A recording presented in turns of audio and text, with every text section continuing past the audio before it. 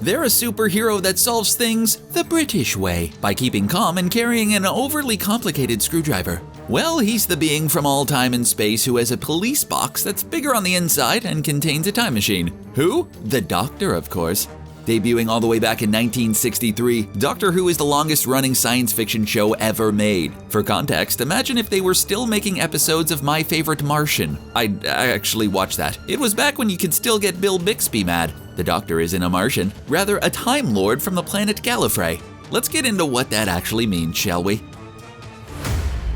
What started as an educational show for British children to explore history with an eccentric old man, his granddaughter, some local teachers, and a time machine disguised as a police box, Doctor Who has become a worldwide phenomenon, and number one on a lot of people's list of people they'd run off with without a second thought. After an encounter with some menacing salt shakers from outer space, Doctor Who began to learn more and more about science fiction, including the all-important ability for Time Lords to regenerate when they die, allowing a character that began in 1963 to be played by 14 different actors. So what exactly is a Time Lord? Well, like anything in Doctor Who, that answer is a little complicated. For the most part, a Time Lord is a Gallifreyan, an alien species who has gained dominion of space and time, and the Doctor is one of their most notorious members.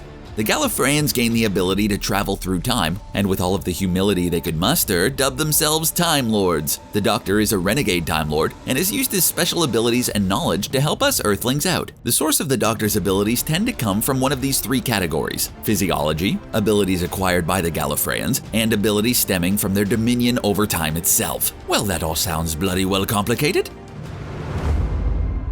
Physically, the Doctor looks like a human being, though there's some indication that this is more or less a choice. Under the skin, however, is where things get more interesting. Gallifreyans have different sets of organs, most notably 2 hearts. This sort of doubling down on organs makes the Gallifreyans more robust when it comes to physical activities. This also gives the Doctor and fellow Gallifreyans a resistance to poisons and radiation that would kill us mono-hearted people, though sometimes that resistance to poison takes a few extra steps, like a piece of celery worn on a lapel or a strange collection of stuff lying around a kitchen. The Doctor also has an extra set of lungs that sort of act as a reserve tank to get them out of suffocating more than a few times. Regeneration, which we'll get to more in a bit, can also lend them some things that are just straight up superpowers. If you injure a Time Lord close enough to regeneration, that regenerative energy can grow back the missing bit. Of course, doing that can really get complicated, as we'll see. There's a lot of advantages that come with all that robustness. It's hard to injure the Doctor in a meaningful way. The Doctor also has an impressive set of senses that don't work the way you'd expect. The Doctor has used their tongue to find out the composition of materials, as well as tasting or sometimes smelling to find out how old things are. Eyesight is enhanced as well, even if some iterations decided to add glasses to their ensemble. All this is attached to a massive intellect that has grown thanks to the Gallifreyans' longevity, even without regeneration. The 11th Doctor, played by Matt Smith, lived anywhere from 400 to 600 years old. When caught by the Doctor's arch-Time Lord rival, the Master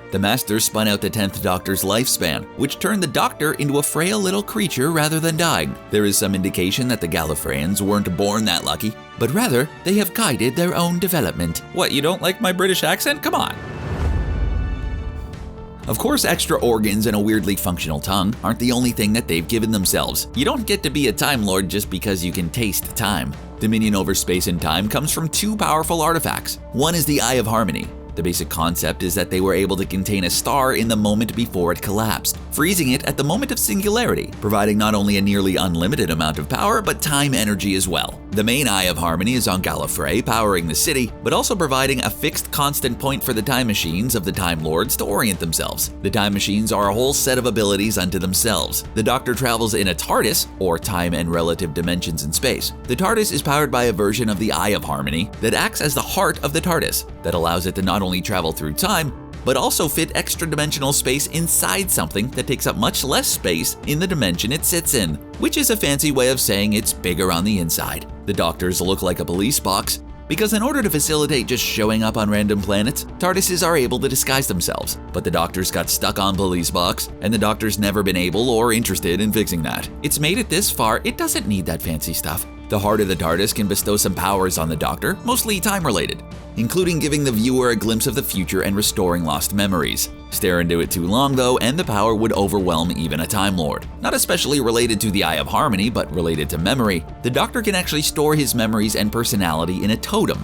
For instance, a watch that allows the Doctor to hide out from enemies that might be looking for the Doctor on a psychic level. This also helps his rival the Master avoid detection at the end of the universe. There's another bit of time-space tomfoolery that makes traveling through all of time and space not to have to involve trying to get your mom to date your dad after her teenage self develops a crush on you when you travel through time. Back to the Future is really a weird movie when you get down to it. Being crazy old and in on how the universe began and end gives the Doctor a pretty broad range of knowledge as well, including the ability to understand animals and babies. Yes, babies. Turns out they name themselves but eventually give up and go by whatever you've been calling them. I couldn't get anyone to call me Stormageddon either. In the process of becoming a Time Lord, young Gallifreyans are brought to the Untempered Schism. Through this portal, they can see all of time and space. That can be a pretty big thing to experience, especially at such a young age. It causes some Time Lords to run, which is what the Doctor did eventually. The Master was driven mad by a drumbeat sent through time because, by and large, the Gallifreyans are kind of jerks. The result of this is the Doctor has a working knowledge of everything that has happened, will happen, and is happening now. Sort of. It'd be more accurate to say that the Doctor has a working knowledge of all the moments that have to happen, and when, in order for time to play out as it has. This is more than just a Time Lord version of the Prime Directive. Breaking fixed moments in time has consequences, and time can assert itself. While the Doctor has many beefs with the Gallifreyans and their restrictions, fixed points in time is one thing the Doctor tries to avoid messing up. Tries. But the nature of being a time traveler, the Doctor has picked up essentially time particles that keep the Doctor from suffering some of the temporal effects of time travel, as well as the ability, with training, to either share moments or plant information with willing recipients. The standout power for the Doctor and other Gallifreyans is of course regeneration. What started off as a way to keep the series going after the original Dr. William Hartnell stepped down from the role, it was a mechanism to change the lead actor while maintaining the show with each actor adding their own take on the character. The basic rules of regeneration are this. Each Time Lord gets 12 regenerations, and regeneration is triggered when the current body begins to die. Time Lords don't just start over with regeneration, but instead regenerate as fully grown people and can change genders in the process. Naturally, over the course of countless seasons, things have gotten a bit complicated. Most consistently, regeneration is a disorienting and unpleasant process.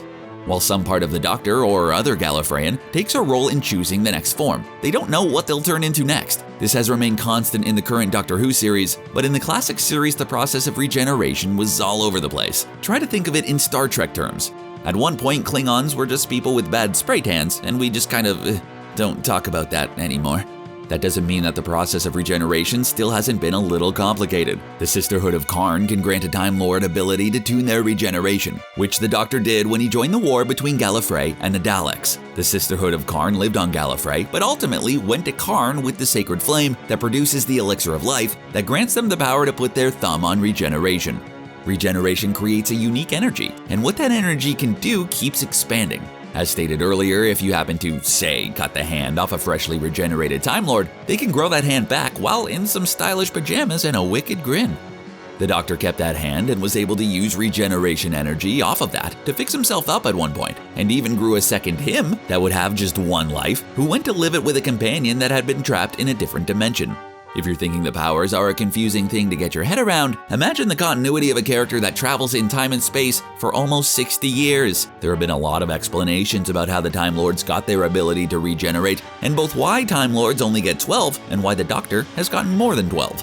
The latest explanation came as part of the blockbuster reveal at the very end of the latest episode and season, where it was revealed that the Doctor wasn't Gallifreyan at all, but the Timeless Child, a being that could regenerate infinitely, that the Gallifreyans came across and spliced out the ability to regenerate. Through a few more generations, the Doctor eventually forgot this and started counting at Hartnell when he took off with his granddaughter. The 11th Doctor had to make an impassioned plea for a 13th incarnation because there's an uncounted Doctor in the War Doctor.